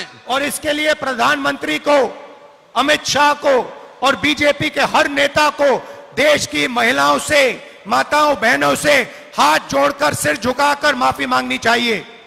ಇಡೀ ರಾಷ್ಟ್ರ ಪ್ರಧಾನ ಮಂತ್ರಿಯವರು, ರಾಷ್ಟ್ರದ ಗೃಹ ಮಂತ್ರಿ ಅಮಿತ್ ಶಾ ಅವರು ಈ ಒಂದು ಘಟನೆಗಾಗಿ ಇಡೀ ರಾಷ್ಟ್ರದಲ್ಲಿ ಇರ್ತಕ್ಕಂಥ ಎಲ್ಲ ಮಹಿಳೆಯರಿಗೆ ತಲೆಬಾಗಿ ಅವರ ಅಪಾಲಜಿ ಕೇಳಬೇಕಾಗ್ತದೆ. दुनिया के किसी भी लीडर ने ऐसा काम पहले नहीं किया होगा. ಇಡೀ ಜಗತ್ತಲ್ಲಿ ಇವತ್ತಿನ ದಿವಸ ಈ ರೀತಿ ಒಂದು ಘಟನೆ ನಾವು ಯಾವತ್ತೂ ನೋಡಲಿಲ್ಲ, ನೋಡೋದು ಇಲ್ಲ. पूरे दुनिया में ये खबर फैली है कि हिंदुस्तान के प्रधानमंत्री ने मैस रेपिस्ट के लिए वोट मांगा है। ಇಡೀ ಜಗತ್ತಲ್ಲಿ ಇವತ್ತಿನ ದಿವಸ ಚರ್ಚೆ ಆಗ್ತಾ ಇದೆ. ರಾಷ್ಟ್ರದ ಪ್ರಧಾನ ಮಂತ್ರಿಯವರು ಒಬ್ಬ ಮಾಸ್ ರೇಪಿಸ್ಟ್ ಜೊತೆಗೆ ನಿಂತ್ಕೊಂಡು ಅವನ ಎಲ್ಲಾ ರೀತಿಯ ಸಹಕಾರವನ್ನು ಕೊಟ್ಟು ಮತ ಯಾಚಿಸಲಿಕ್ಕೆ ಅವ್ರ ಕ್ಷೇತ್ರಕ್ಕೆ ಹೋಗಿದ್ದಾರೆ. ये बीजेपी की विचारधारा है। ಇದೇ ಬಿಜೆಪಿನವ್ರದ್ದು ವಿಚಾರಧಾರಾ ಇದೆ. अलायंस की जरूरत थी, सत्ता चाहते हैं तो कुछ भी करने को तैयार है। ಅವರು ಗೆಲ್ಬೇಕು ಅಂತ ಹೇಳಿ ಅಲಯನ್ಸ್ ಮಾಡಿಕೊಂಡು ರಾಷ್ಟ್ರದಲ್ಲಿ ಇರ್ತಕ್ಕಂಥ ಅಧಿಕಾರವನ್ನು ಪಡೆಯೋದಕ್ಕಾಗಿ ಏನ್ ಮಾಡ್ಲಿಕ್ಕೂ ತಯಾರಾಗಿದ್ದಾರೆ. आप सोचिए, हिंदुस्तान का प्रधानमंत्री पूरी दुनिया के सामने मैस रेपिस्ट के लिए वोट मांग रहा है। ನೀವು ಯೋಚನೆ ಮಾಡಿ ನೋಡಿ, ರಾಷ್ಟ್ರದ ಪ್ರಧಾನ ಮಂತ್ರಿಗಳು ಇಡೀ ಜಗತ್ ಮುಂದೆ ಒಬ್ಬ ಮಾಸ್ ರೇಪಿಸ್ಟ್ ಗಾಗಿ ಮತ ಯಾಚಿಸಲಿಕ್ಕೆ ಬಂದಿದ್ದಾರೆ. सत्ता के लिए कुछ भी कर सकते हैं। ಅಧಿಕಾರಕ್ಕಾಗಿ ಏನ್ ಮಾಡ್ಲಿಕ್ಕೂ ತಯಾರಾಗಿದ್ದಾರೆ. पिछले 10 साल 22 लोगों के लिए इन्होंने काम किया। 10 ವರ್ಷದಿಂದ ಅವ್ರು ಯಾರಿಗಾದ್ರೂ ಕೆಲಸ ಮಾಡಿದ್ದಾರೆ? ಕೇವಲ ಒಂದು 22 ಮಂದಿಗಾಗಿ ಕೆಲಸ ಮಾಡಿದ್ದಾರೆ. हिंदुस्तान का धन लेकर इन्होंने 22 लोगों को जेब में डाला। ರಾಷ್ಟ್ರದಲ್ಲಿ ಇರ್ತಕ್ಕಂಥ ಸಂಪತ್ತು 22 ಮಂದಿಗೆ ಅವರು ಪಾಕೆಟ್ ಅಲ್ಲಿ ಹಾಕಿದ್ದಾರೆ. अदानी अंबानी इन लोगों के जेब में। ಅದಾನಿ ಅಂಬಾನಿ ಅವರ ಜೇಬಲ್ಲಿ ಹೋಯಿತು. भाइयों और बहनों, नरेंद्र मोदी ने 16 लाख करोड़ रुपए 22 लोगों का कर्जा माफ किया है। ತಮ್ಗೆ ಗೊತ್ತಿರಬೇಕು, ರಾಷ್ಟ್ರದಲ್ಲಿ ಇರ್ತಕ್ಕಂಥ ಸಂಪತ್ತು 16 ಲಕ್ಷ ಕೋಟಿ ರೂಪಾಯಿ ಮಾಫ್ ಮಾಡಿರ್ತಕ್ಕಂಥದ್ದು ಈ 22 ಜನಕ್ಕಾಗಿ ಮಾಡಿದ್ದಾರೆ. उन्होंने 22 अरबपति बनाए, अब हम करोड़ों लाखपति बनाने जा रहे हैं। ಅವರು ಕೇವಲ 22 ಮಂತ್ರಿಗಳಿಗೆ ಕೆಲಸ ಮಾಡ್ತಾ ಇದ್ರು, ಅವ್ರನ್ನ ಮಲ್ಟಿ ಮಿಲಿಯನರ್ಸ್ ಮಾಡ್ತಾ ಇದ್ರು. ನಾವು ಲಕ್ಷಾಂತರ ಜನಗೆ ಲಖಪತಿ ಮಾಡ್ಲಿಕ್ಕೆ ಹೊರಟಿದ್ದೀವಿ. मोदी जी की गारंटी, मैस रेपिस्ट को वो हिंदुस्तान से भागने देंगे। ಮೋದಿ ಅವರ ಗ್ಯಾರಂಟಿ ಒಬ್ಬ ಮಾಸ್ ರೇಪಿಸ್ಟ್ಗೆ ದೇಶದಿಂದ ಹೊರಗೆ ಕಳಿಸಲಿಕ್ಕೆ ಅವಕಾಶ ಮಾಡಿಕೊಟ್ಟಿದ್ದಾರೆ. 400 महिलाओं का रेप किया, तब भी प्रधानमंत्री जी ने उसको जर्मनी जाने से नहीं रोका।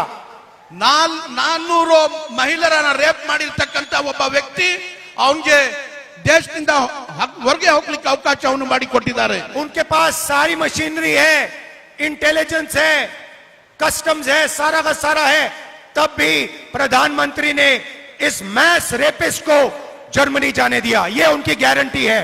ಅವರಲ್ಲಿ ಎಲ್ಲಾ ರೀತಿಯ ಅಧಿಕಾರ ಇದ್ರೂ ಸಹ, ಸಿಬಿಐ ಇದ್ರೆ, ಇಮಿಗ್ರೇಷನ್ ಇದೆಯೇ, ಕಸ್ಟಮ್ ಇದೆ, ಎಲ್ಲ ಇದ್ರೂ ಸಹ ಇಂಥ ಒಬ್ಬ ಮಾಸ್ ರೇಪಿಸ್ಟ್ಗೆ ದೇಶದಿಂದ ಹೊರಗೆ ಹೋಗ್ಲಿಕ್ಕೆ ಅವಕಾಶ ಮಾಡಿಕೊಟ್ಟಿದ್ದಾರೆ.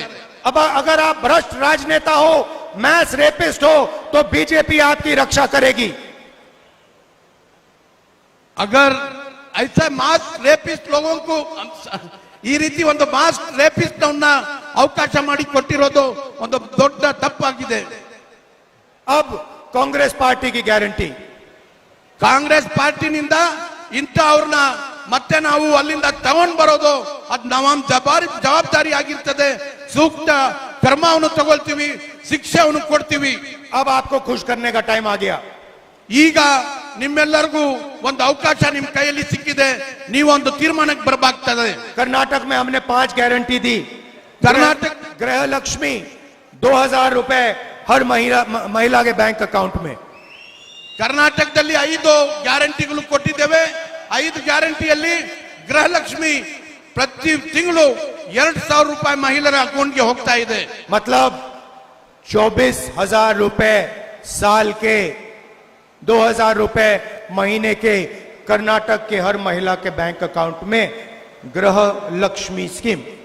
2000 ರೂಪಾಯಿ ತಿಂಗಳಿಗೆ, 12 ತಿಂಗಳಿಗೆ 24,000 ರೂಪಾಯಿ. ಆ ರೀತಿ ಮಹಿಳೆಯರಿಗೆ, ಇಡೀ ರಾಜ್ಯದಲ್ಲಿ ಇರ್ತಕ್ಕಂಥ ಮಹಿಳೆಯರಿಗೆ ಅವರ ಅಕೌಂಟ್ಗೆ ಒಂದು ವರ್ಷಕ್ಕೆ 24,000 ರೂಪಾಯಿ ಹೋಗ್ತಾ ಇದೆ. अब महालक्ष्मी स्कीम, ಈಗ ನಾವು ಮಹಾಲಕ್ಷ್ಮಿ ಸ್ಕೀಮ್ ಅಂತ ಒಂದು ತಂದಿದ್ದೇವೆ. महालक्ष्मी स्कीम हिंदुस्तान की अगली सरकार बनाने जा रही है। ಮಹಾಲಕ್ಷ್ಮಿ ಯೋಜನೆ ಬರ್ತಕ್ಕಂಥ ಚುನಾವಣೆಯಲ್ಲಿ ಕಾಂಗ್ರೆಸ್ ಪಕ್ಷ ಅಧಿಕಾರಕ್ಕೆ ಬಂದು ಮೊದಲನೇ ಕೆಲಸ ನಾವು ಮಹಾಲಕ್ಷ್ಮಿ ಯೋಜನೆ ತರ್ತಾ ಇದ್ದೀವಿ. हर गरीब परिवार की लिस्ट बनाई जाएगी। ಪ್ರತಿ ಒಂದು ರಾಷ್ಟ್ರದಲ್ಲಿ ವಾಸ ಮಾಡ್ತಕ್ಕಂಥ ಬಡ ಪರಿವಾರದಲ್ಲಿ ಅವರು ಲಿಸ್ಟ್ ತಯಾರಾಗ್ತಾ ಇದೆ. करोड़ों लोगों की लिस्ट बनेगी। नरेंद्र मोदी जी ने सबको गरीब बना दिया है। ಕೋಟ್ಯಾಂತರ ಮಹಿಳೆಯರದ್ದು ಲಿಸ್ಟ್ ಮಾಡಲಿಕ್ಕೆ ನಾವು ಹೊರಟಿದ್ದೀವಿ. ನರೇಂದ್ರ ಮೋದಿ ಅವರು ನಿಮ್ಮೆಲ್ಲರಿಗೂ ಬಡವರಾಗಿ ಮಾಡಿದ್ದಾರೆ. हर परिवार में से एक महिला का नाम चुना जाएगा। ಪ್ರತಿಯೊಂದು ಕುಟುಂಬದಿಂದ ಒಬ್ಬ ಮಹಿಳೆಯರದ್ದು ಹೆಸರು ಸೆಲೆಕ್ಟ್ ಮಾಡ್ತಾ ಇದ್ದೀವಿ. और साल का 1 लाख रुपया उस महिला के बैंक अकाउंट में चला जाएगा। 1 ಲಕ್ಷ ರೂಪಾಯಿ ಪ್ರತಿಯೊಂದು ವರ್ಷ ಆ ಮಹಿಳಾ ಅವ್ರಿಗೆ ಅಕೌಂಟ್ಗೆ ನಾವು ಕಳಿಸ್ಲಿಕ್ಕೆ ಯೋಜನೆಯನ್ನು ಮಾಡಿದ್ದೇವೆ. हर महीने 8,500 रुपए कटाकट कटाकट कटाकट कटाकट आपके बैंक अकाउंट में। ಪ್ರತಿ ತಿಂಗಳು 8,500 ರೂಪಾಯಿ ಪ್ರತಿ ತಿಂಗಳು ಕಟಾಕಟ್ ಕಟಾಕಟ್ ಕಟಾಕಟ್ ನಿಮ್ಮ ಅಕೌಂಟ್ಗೆ ಬರ್ತದೆ. कर्नाटक के गरीब परिवारों को साल का 24,000 रुपए नहीं 1,24,000 रुपए मिलने जा रहा है। ಕರ್ನಾಟಕದಲ್ಲಿ ವಾಸ ಮಾಡ್ತಕ್ಕಂಥ ಬಡ ಕುಟುಂಬಗಳಿಗೆ ಕೇವಲ 24,000 ಮಾತ್ರ ಇಲ್ಲ, 1,24,000 ರೂಪಾಯಿ ಪ್ರತಿ ವರ್ಷ ನಿಮ್ಮ ಅಕೌಂಟ್ಗೆ ಬರ್ತದೆ. और जैसे ही हम महालक्ष्मी की बात कर रहे हैं, हिंदुस्तान के प्रधानमंत्री को इरिटेशन हो रहा है, चिड़ मचड़ी है। ನಾವು ಇಲ್ಲಿ ಮಾತನಾಡ್ತಾ ಇದ್ದೀವಿ, ರಾಷ್ಟ್ರದ ಪ್ರಧಾನಮಂತ್ರಿಗೆ ಭಯ ಬರ್ತಾ ಇದೆ, ಅವರು ಚಿಂತನೆಗೆ ಆಗಿದ್ದಾರೆ. क्योंकि उनके अरबपतियों मित्रों को ये पैसा नहीं मिलने वाला है। ಯಾತಕ್ಕಾಗಿ ಅಂದ್ರೆ ಅವರ ಜೊತೆಯಲ್ಲಿರ್ತಕ್ಕಂಥ 22 ಜನ ಅಡಾನಿ ಅಂಬಾನಿ ಅವ್ರಿಗೆ ಈ ಹಣವನ್ನು ಅವ್ರಿಗೆ ಹೋಗೋದಿಲ್ಲ ಅಂತ ಹೇಳ್ಬಿಟ್ಟು ಬಾರಿ ಚಿಂತನಾಗಿದ್ದಾರೆ. युवाओं को अप्रेंटिसशिप का अधिकार हमारी सरकार देने जा रही है। ಯುವಕರಿಗೆ ಬರ್ತಕ್ಕಂಥ ದಿನಗಳಲ್ಲಿ ನಮ್ಮ ಸರ್ಕಾರದಿಂದ ಯುವಜನ ಮಿತ್ರರಿಗೆ ಸ್ಟೈಫಂಡ್ ಕೊಡ್ಲಿಕ್ಕೆ ತೀರ್ಮಾನ ಮಾಡಿದ್ದೇವೆ. युवा निधि में आपको यहाँ 3,000 रुपए प्रति महीना मिलता है। ಯುವ ನಿಧಿ ಯೋಜನೆ ಅಡಿಯಲ್ಲಿ ರಾಜ್ಯದ ಸರ್ಕಾರದಿಂದ ತಮಗೆ 3,000 ರೂಪಾಯಿ ಸಿಗ್ತಾ ಇದೆ. पहली नौकरी पक्की स्कीम हम लागू करने जा रहे हैं। ನಮ್ಮ ಪಕ್ಷ ಅಧಿಕಾರಕ್ಕೆ ಬಂದ್ರೆ ಮೊದಲನೇ ಕೆಲಸ ನಿರುದ್ಯೋಗಿಗಳಿಗೆ ಜಾಬ್ ಕೊಡೋದಕ್ಕೆ ಅವಕಾಶ ನಾವು ಮಾಡಿ ಕೊಡ್ತಾ ಇದ್ದೀವಿ. 1 साल की नौकरी मिलेगी, 8,500 रुपए हर महीने बैंक अकाउंट में जाएंगे, 1 लाख रुपए साल के होंगे और बेस्ट क्वालिटी की ट्रेनिंग हिंदुस्तान के सारे ग्रेजुएट्स को मिलने वाली है। 1 ಲಕ್ಷ ರೂಪಾಯಿ ಒಂದು ವರ್ಷಕ್ಕೆ ಪ್ರತಿಯೊಬ್ಬರಿಗೂ 1 ವರ್ಷಕ್ಕಾಗಿ ನಾವು ಜಾಬ್ ಕೊಡ್ತೀವಿ. ಅದರ ಜೊತೆಗೆ 8,500 ರೂಪಾಯಿ ಪ್ರತಿ ತಿಂಗಳು ನಿಮ್ಮ ಖಾತೆಗೆ ಬರ್ತದೆ. ಅದು ನಾವು ಇಡೀ ರಾಷ್ಟ್ರದಲ್ಲಿ ಇರ್ತಕ್ಕಂಥ ಯುವ ಮಿತ್ರರು ಯಾರು ಗ್ರಾಜುಯೇಟ್ ಆಗಿ ಪಾಸ್ ಮಾಡಿರ್ತಾರೆ ಅವ್ರಿಗೆ ತಲುಪ್ತದೆ. उन्होंने आपको बेरोजगारी दी, हम आपको अप्रेंटिसशिप का अधिकार और बैंक में साल के 1 लाख रुपए और दुनिया की सबसे बेहतर ट्रेनिंग देने जा रहे हैं। ಅವರು ಸುಳ್ಳು ಹೇಳಿ ಅವರು ಉದ್ಯೋಗ ಕೊಡ್ತೀವಿ ಅಂತ ಹೇಳ್ಬಿಟ್ಟು ಸುಳ್ಳು ಭಾಷಣವನ್ನು ಕೊಟ್ಟರು. ನಾವು ಕಾಂಗ್ರೆಸ್ ಪಕ್ಷದಿಂದ ವರ್ಷಕ್ಕೆ 1 ಲಕ್ಷ ರೂಪಾಯಿ ಪ್ಲಸ್ ಅವ್ರಿಗೆ 1 ವರ್ಷಕ್ಕೆ ಅಪ್ರೆಂಟಿಸ್ ಮಾಡಿ ತಿಂಗಳಿಗೆ 8,500 ರೂಪಾಯಿ ಅವ್ರು ನಿಮ್ಮ ಅಕೌಂಟ್ಗೆ ಹಾಕ್ತೀವಿ. 30 लाख सरकारी नौकरियां खाली पड़ी हैं, उनको हम आपके हवाले, चुनाव जीतते ही हम उनको आपके हवाले करने जा रहे हैं। 30 ಲಕ್ಷ ಕೇಂದ್ರದ ಉದ್ಯೋಗವನ್ನು ಕೊಡೋದಕ್ಕೆ ಅವಕಾಶ ಇದೆ. ಖಾಲಿ ಇದೆ, ಉದ್ಯೋಗಗಳು ಖಾಲಿ ಇದ್ದಾವೆ. ಅದಕ್ಕೆ ನಾವು ಬಂದ ತಕ್ಷಣ 30 ಲಕ್ಷ ಉದ್ಯೋಗಗಳು ಕೊಡೋದಕ್ಕೆ ತೀರ್ಮಾನ ಮಾಡ್ತೀವಿ. ನಿಮ್ಮ ಮುಂದೆ ಅದನ್ನ ತಂದು ತೋರಿಸ್ತೀವಿ. मनरेगा में आज 250 रुपए मिलता है, हमारी सरकार 400 रुपए देने जा रही है। ಮನ್ರೇಗಾದಲ್ಲಿ ಇವತ್ತು ರಾಜ್ಯದಲ್ಲಿ ಕೇವಲ 250 ರೂಪಾಯಿ ಸಿಗ್ತಾ ಇದೆ. ನಾವು ಸರ್ಕಾರಕ್ಕೆ ಬಂದ ಮೇಲೆ 400 ರೂಪಾಯಿ ಕೊಡೋದಕ್ಕೆ ತೀರ್ಮಾನ ಮಾಡಿದ್ದೀವಿ. और जो आंगनवाड़ी और आशा में महिलाएं काम करती हैं उनकी आमदनी हम दुगनी कर रहे हैं. ನಮ್ಮ ರಾಜ್ಯದಲ್ಲಿ ಇರ್ತಕ್ಕಂಥ ಆಶಾ ಕಾರ್ಯಕರ್ತರು, ಅಂಗನವಾಡಿ ಕಾರ್ಯಕರ್ತರಿಗೂ ಸಹ ನಾವು ಸಹಾಯವನ್ನು ಮಾಡ್ಲಿಕ್ಕೆ ಹೋಗ್ತಾ ಇದ್ದೀವಿ. नरेंद्र मोदी अरबपतियों का कर्जा माफ करते हैं, हम हिंदुस्तान के हर गरीब किसान का कर्जा माफ करने जा रहे हैं. ನರೇಂದ್ರ ಮೋದಿ ಅವರು 22 ಉದ್ಯೋಗಪತಿಯವರದು ಸಾಲವನ್ನು ಮನ್ನಾ ಮಾಡ್ತಿದ್ದಾರೆ. ನಾವು ರಾಷ್ಟ್ರದಲ್ಲಿರ್ತಕ್ಕಂಥ ಎಲ್ಲ ರೈತರದು ಸಾಲ ಮನ್ನಾ ಮಾಡ್ತೀವಿ. और किसानों को लीगल कानूनी मिनिमम सपोर्ट प्राइस हिंदुस्तान में पहले बार हमारी सरकार देगी. ರಾಷ್ಟ್ರದಲ್ಲಿ ರೈತರದ ಮಿನಿಮಮ್ ಸಪೋರ್ಟ್ ಪ್ರೈಸ್ ಅವರು ಸುಮ್ಮನೆ ಭಾಷಣವನ್ನು ಮಾಡ್ತಾ ಇದ್ರು. ನಾವು ಸರ್ಕಾರಕ್ಕೆ ಬಂದ್ರೆ ಮಿನಿಮಮ್ ಸಪೋರ್ಟ್ ಪ್ರೈಸ್ ಗ್ಯಾರಂಟಿ ತೀರ್ಮಾನ ಮಾಡ್ತೀವಿ.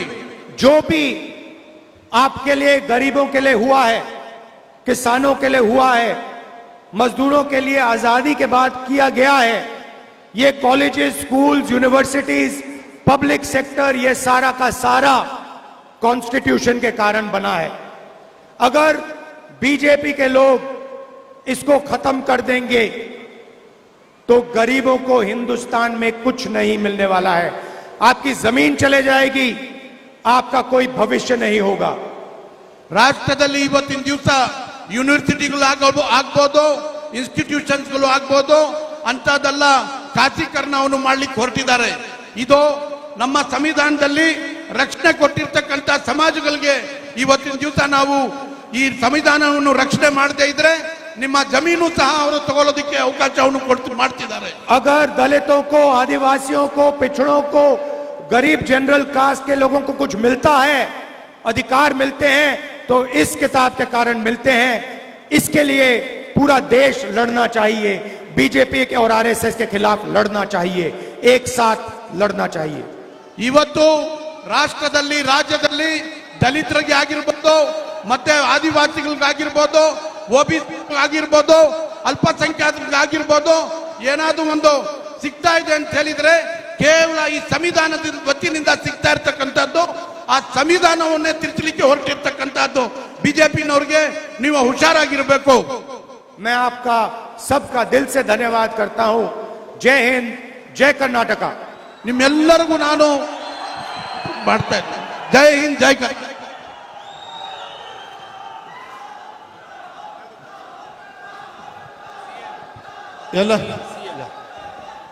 ಎಲ್ಲರೂ ಕೂಡ ನಿರೀಕ್ಷೆಯಂತೆ ಬಹಳ ಬಿಸಿಲಾಗಿದೆ, ತುಂಬಾ ತಡವಾಗಿ ಕಾಯ್ತಾ ಇದ್ದೀರಾ.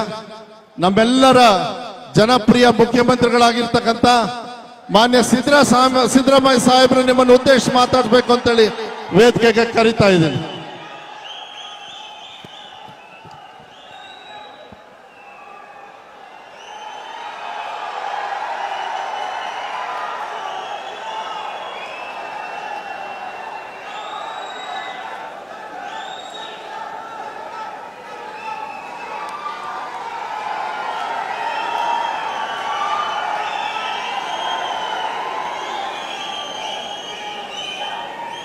ಅಖಿಲ ಭಾರತ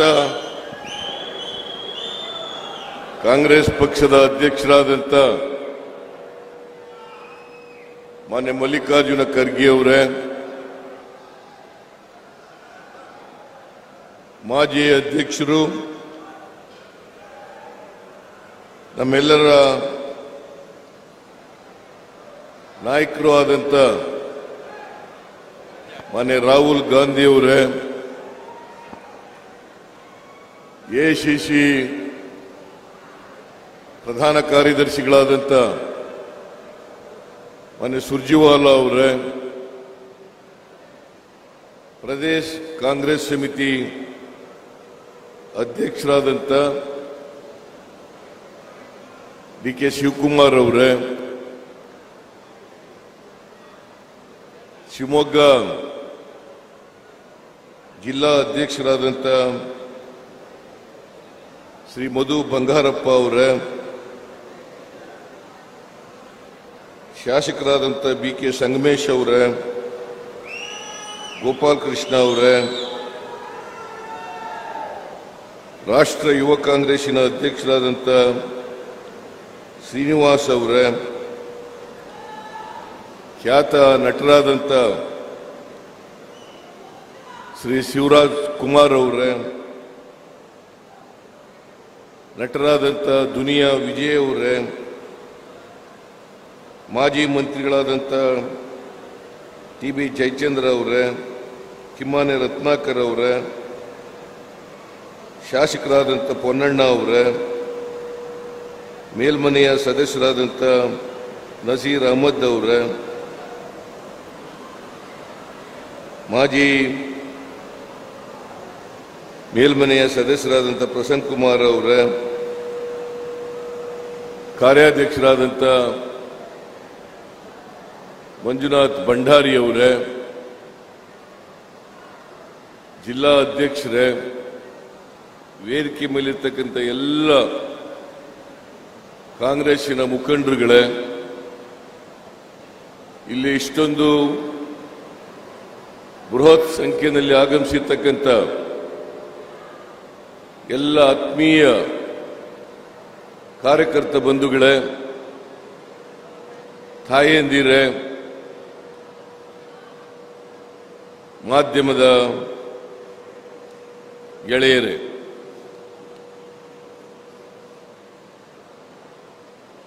ಶಿವಮೊಗ್ಗ ಲೋಕಸಭಾ ಕ್ಷೇತ್ರದ ಚುನಾವಣೆ ಮೇ 7ನೇ ತಾರೀಕು ನಡೀತಾ ಇದೆ.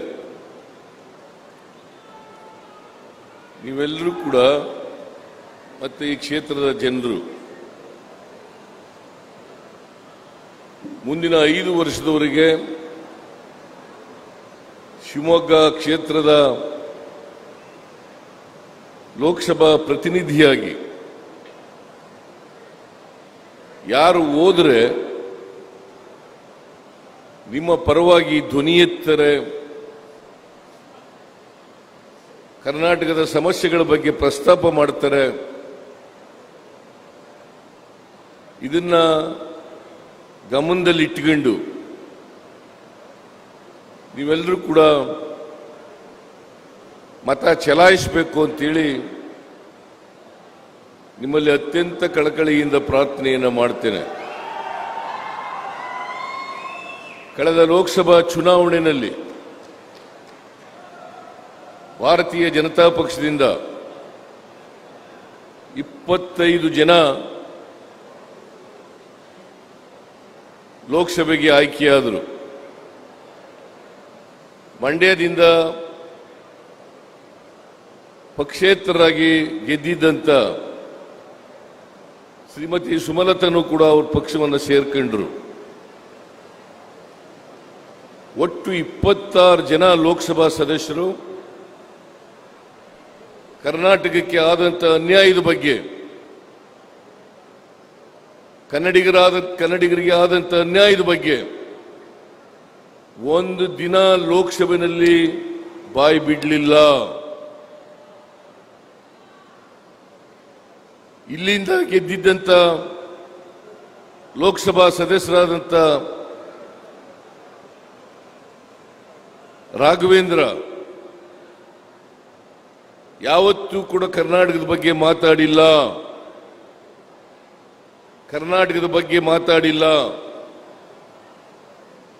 ಕರ್ನಾಟಕಕ್ಕೆ ದೊಡ್ಡ ಅನ್ಯಾಯ ಆಯಿತು. ತೆರಿಗೆ ಹಂಚಿಕೆಯಲ್ಲಿ ಅನ್ಯಾಯ, 15ನೇ ಹಣಕಾಸು ಆಯೋಗ ಶಿಫಾರಸು ಮಾಡಿದ್ದಂಥ ಹಣವನ್ನು ಕೊಡಲಿಲ್ಲ. ಅಪ್ಪರ್ ಭದ್ರಾ ಯೋಜನೆಗೆ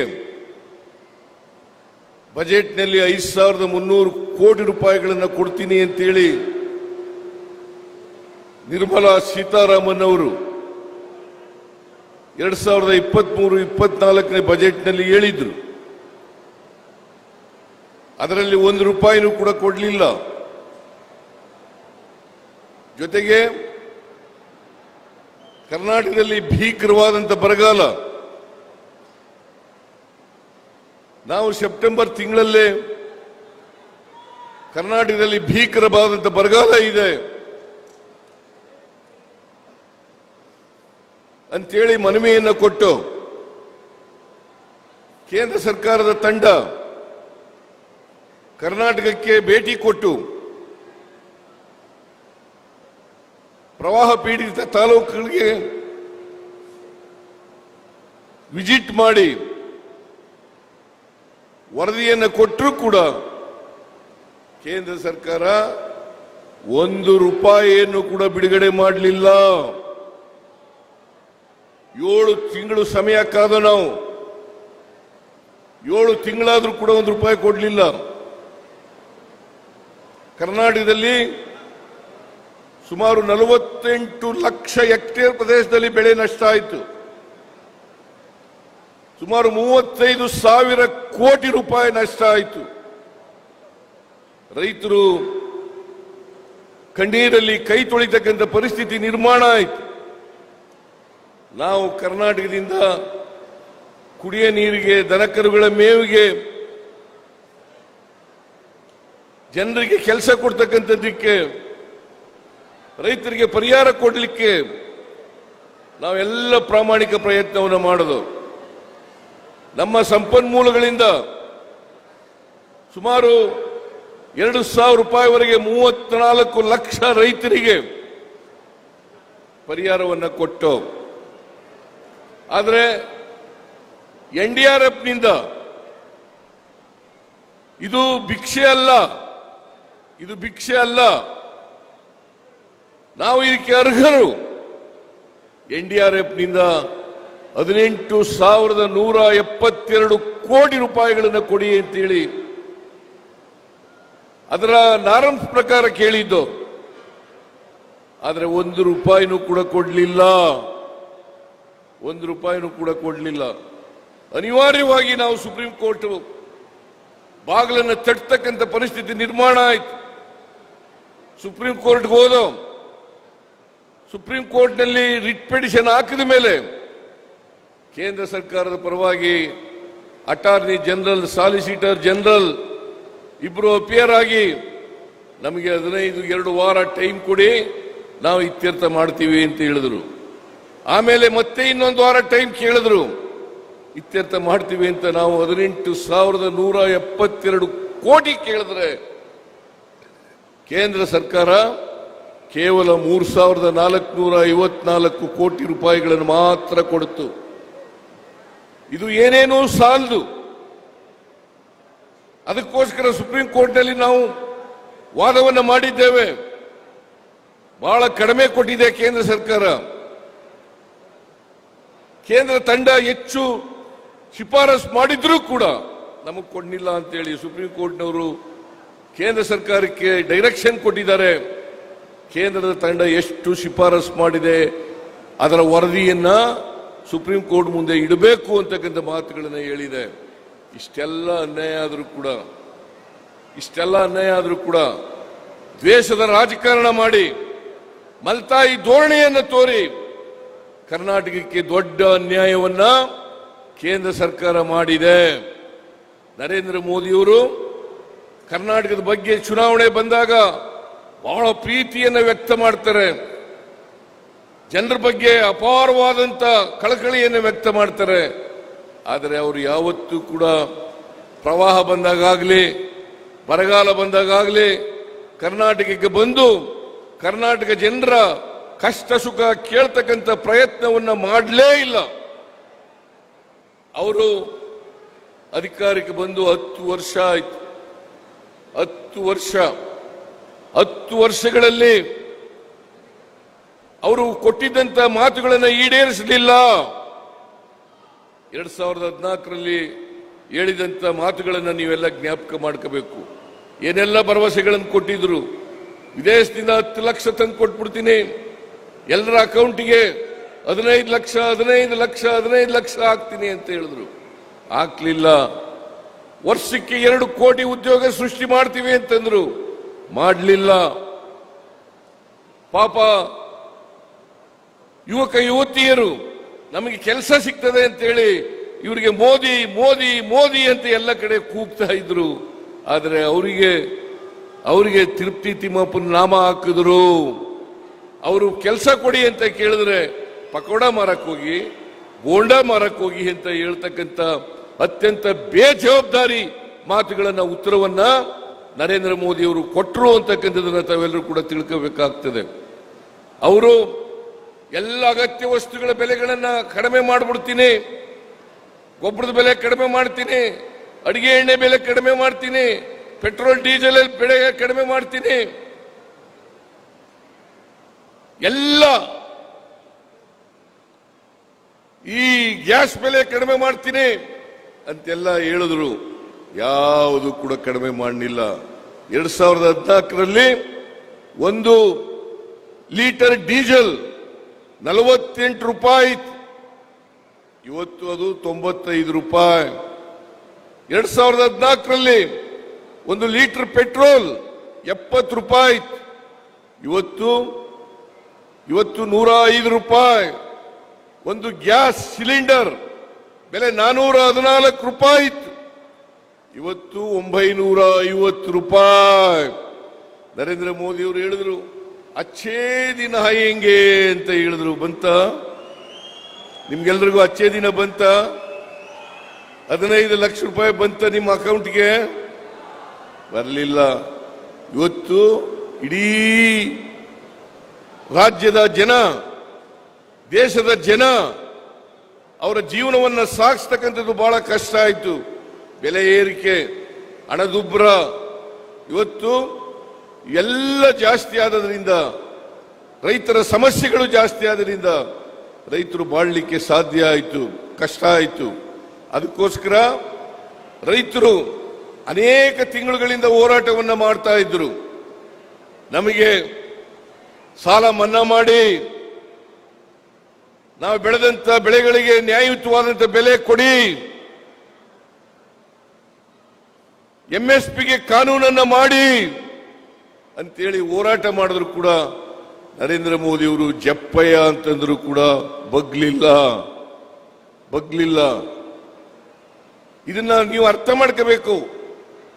ಬಿಜೆಪಿ ಸರ್ಕಾರ ರೈತರ ವಿರುದ್ಧವಾದಂತ ಸರ್ಕಾರ, ಬಡವರ ವಿರುದ್ಧವಾದಂತ ಸರ್ಕಾರ, ಮಹಿಳೆಯರ ವಿರುದ್ಧವಾದಂತ ಸರ್ಕಾರ. ಅದಕ್ಕೋಸ್ಕರ ಇವರ ಸಮಸ್ಯೆಗಳನ್ನು ಆಲಿಸಲಿಕ್ಕೆ, ಪರಿಹಾರ ಮಾಡಲಿಕ್ಕೆ ಬಿಜೆಪಿ ಸರ್ಕಾರ, ನರೇಂದ್ರ ಮೋದಿ ಅವರ ಸರ್ಕಾರಕ್ಕೆ ಸಾಧ್ಯ ಆಗಲಿಲ್ಲ ಅಂತಕ್ಕಂಥದ್ದು ತಿಳ್ಕೋಬೇಕಾಗ್ತದೆ. ನಾವು ಕಳೆದ ವಿಧಾನಸಭಾ ಚುನಾವಣೆಯಲ್ಲಿ ಅನೇಕ ಭರವಸೆಗಳನ್ನು ನಾವು ಕೊಟ್ಟಿದ್ದು ನಮ್ಮ ಮ್ಯಾನಿಫೆಸ್ಟೋ ಮೂಲಕ.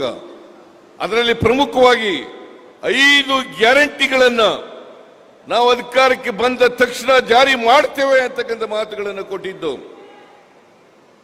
ಅವುಗಳಲ್ಲಿ ಶಕ್ತಿ ಯೋಜನೆ ಒಂದು ಗ್ಯಾರಂಟಿ, ಶಕ್ತಿ ಯೋಜನೆ ಅನ್ನತಕ್ಕಂಥದ್ದು ಗ್ಯಾರಂಟಿ.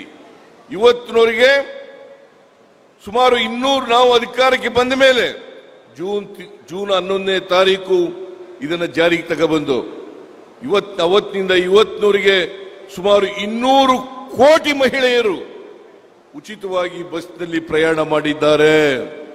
ಉಚಿತವಾಗಿ. ಆ ದುಡ್ಡೆಲ್ಲ ಅವರಿಗೆ ಉಳಿತಾಯ ಆಗಿದೆ. ನಾನು ಮೊನ್ನೆ ಅರಸೀಕೆರೆಗೆ ಹೋಗಿದ್ದೆ 4-5 ದಿನಗಳ ಹಿಂದೆ. ಅರಸೀಕೆರೆಯಲ್ಲಿ ಒಬ್ಬ ಹೆಣ್ಮಗಳು ಕೆಳಗಡೆ ನಿಂತಿದ್ಲು ಹೂನಾರ ಹಿಡ್ಕೊಂಡು.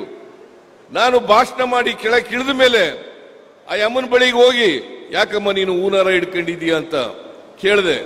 ನೀವು ಬಸ್ ಫ್ರೀ ಮಾಡಿದಿರಲ್ಲ, ಅದರ ಟಿಕೆಟ್ ತಕೊಂಡು ರಾಜ್ಯದ ವಿವಿಧ ಭಾಗಗಳಿಗೆಲ್ಲ ಹೋಗಿದ್ದೀನಲ್ಲ, ಆ ಟಿಕೆಟ್ ದುಡ್ಡು ಕೊಡದೆ ಟಿಕೆಟ್ ತಗೊಂಡಿರ್ತಕ್ಕಂಥ ಆ ಟಿಕೆಟ್ಗಳಿಂದಲೇ ಹೂನಾರ ಮಾಡಿದ್ದೀನಿ, ಅದನ್ನು ನಿಮ್ಗೆ ಹಾಕ್ಬೇಕು ಅಂತಕ್ಕಂಥ ಪರಿಸ್ಥಿತಿ ನಾನು ಬಂದು ನಿಮ್ಗೆ ಹೂನಾರ ಆಗ್ತಾ ಇದ್ದೀನಿ ಅಂತೇಳಿ ಅರಸೀಕೆರೆಯಲ್ಲಿ ಒಬ್ಬ ಹೆಣ್ಣು ಮಗಳು ಹೇಳಿದ್ರು.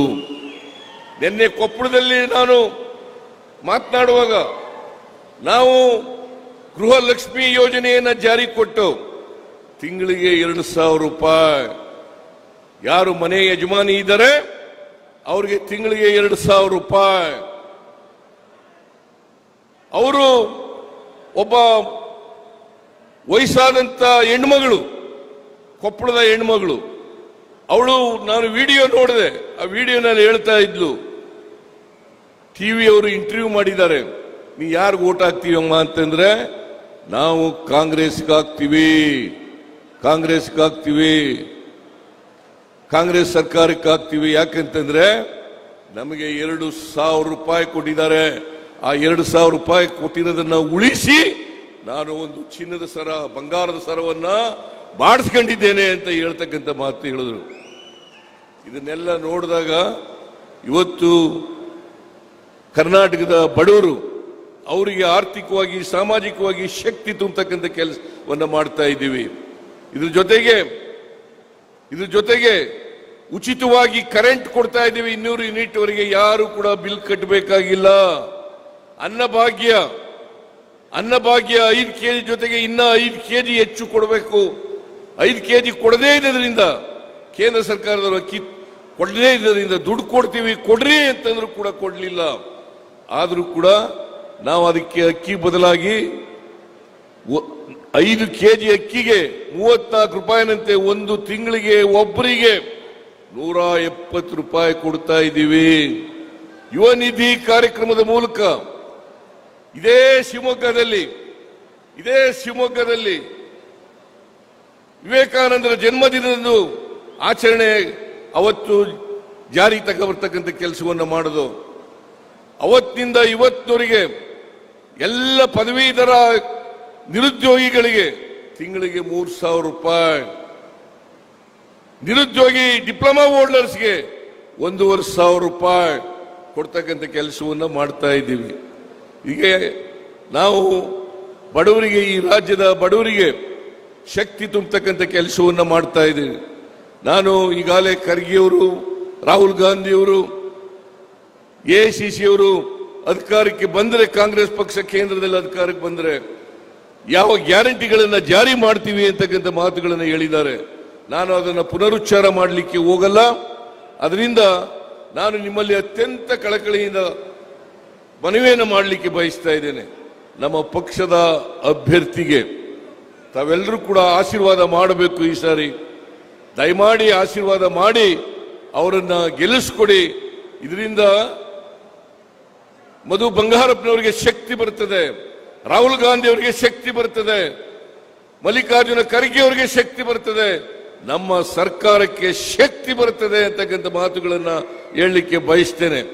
ನನಗೆ ಇರ್ತಕ್ಕಂಥ ಮಾಹಿತಿ ಪ್ರಕಾರ ಈ ಸಾರಿ ಶಿವಮೊಗ್ಗದಲ್ಲಿ ಬದಲಾವಣೆ ಮಾಡತಕ್ಕಂಥ ತೀರ್ಮಾನವನ್ನ ಭದ್ರಾವತಿ ಶಿವಮೊಗ್ಗ ಲೋಕಸಭಾ ಕ್ಷೇತ್ರದ ಎಲ್ಲ ಜನರು ಕೂಡ ತೀರ್ಮಾನ ಮಾಡಿದ್ದಾರೆ. ನಮ್ಮ ಪಕ್ಷದ ಅಭ್ಯರ್ಥಿ 100ಕ್ಕೆ 100 ಗೆಲ್ತಾರೆ ಅಂತಕ್ಕಂಥ ವಿಶ್ವಾಸ ನನಗೆ ಬಂದಿದೆ ಅಂತಕ್ಕಂಥ ಮಾತುಗಳನ್ನು ಹೇಳಲಿಕ್ಕೆ ಬಯಸ್ತಾ ಇದ್ದೇನೆ. ಅದರ ಜೊತೆಗೆ ಇದೇ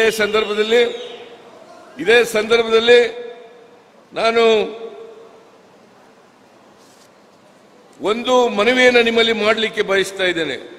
ನೈಋತ್ಯ ಪದವೀಧರರ ಕ್ಷೇತ್ರದ ಚುನಾವಣೆ ಜೂನ್ ತಿಂಗಳಲ್ಲಿ ನಡೀತಾ ಇದೆ. ಪದವೀಧರ ಕ್ಷೇತ್ರಕ್ಕೆ ಶ್ರೀ ಐನೂರು ಮಂಜುನಾಥ್ ಅವರನ್ನು ನಿಲ್ಲಿಸಿದ್ದೇವೆ. ಶಿಕ್ಷಕರ ಕ್ಷೇತ್ರಕ್ಕೆ ಕೆ ಮಂಜುನಾಥ್ ಅವರನ್ನು ನಿಲ್ಲಿಸಿದ್ದೇವೆ.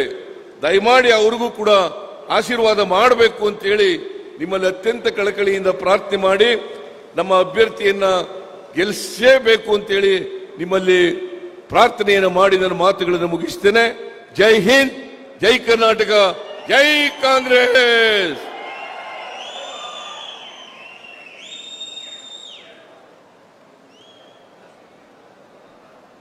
ಲೋಕಸಭಾ ಚುನಾವಣೆ 2024 ಇದರ ಅಂಗವಾಗಿ ಇವತ್ತು ಬೃಹತ್ ಚುನಾವಣಾ ಪೂರ್ವ ಸಾರ್ವಜನಿಕ ಸಭೆಯನ್ನ ಆಯೋಜನೆ ಮಾಡಿ ಸಭೆಗೆ ಆಗಮಿಸಿ ನಮ್ಮೆಲ್ಲರನ್ನೂ ಕೂಡ ಉದ್ದೇಶಿಸಿ ಮಾತನಾಡಿರ್ತಕ್ಕಂಥ ಸನ್ಮಾನ್ಯ ರಾಷ್ಟ್ರೀಯ ಅಧ್ಯಕ್ಷರಾಗಿರ್ತಕ್ಕಂಥ ಮಲ್ಲಿಕಾರ್ಜುನ್ ಖರ್ಗೆ ಸಾಹೇಬ್ರವರಿಗೆ, ರಾಷ್ಟ್ರೀಯ ನಾಯಕರಾಗಿರ್ತಕ್ಕಂಥ ರಾಹುಲ್ ಜಿ ಅವರಿಗೆ, ಮಾನ್ಯ ಮುಖ್ಯಮಂತ್ರಿಗಳು, ನಿಮ್ಮೆಲ್ಲರ ನೆಚ್ಚಿನ ನಾಯಕರಾಗಿರ್ತಕ್ಕಂಥ ಸನ್ಮಾನ್ಯ ಸಿದ್ದರಾಮಯ್ಯ ಸಾಹೇಬ್ರವರಿಗೆ, ಹಾಗೇನೆ ಸುರ್ಜೇವಾಲಾ ಸಾಹೇಬ್ರವರಿಗೆ, ಹಾಗೇನೆ ಮಾನ್ಯ ಉಪಮುಖ್ಯಮಂತ್ರಿಗಳು, ನಮ್ಮ ನಾಯಕರಾಗಿರ್ತಕ್ಕಂಥ ಸನ್ಮಾನ್ಯ ಡಿ